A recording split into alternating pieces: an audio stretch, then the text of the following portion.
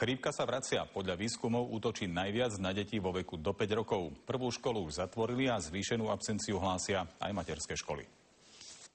Zvýšený nápor v týchto dňoch zaznamenávajú aj pediatri. Ak vám dieťa ochorie, lekárka odporúča nechať ho 2 dní doma.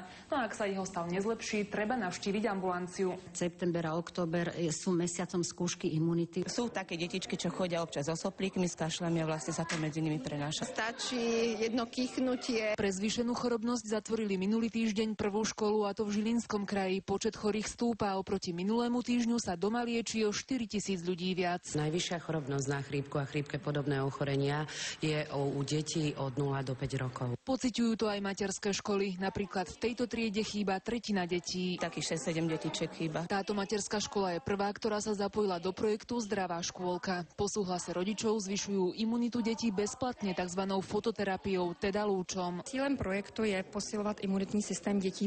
Lekári odporúčajú podporovať naše zdravie a imunitu aj prírodnými vitamínmi, ako napríklad sezónnym ovocím. Svoje o tom vedia aj deti.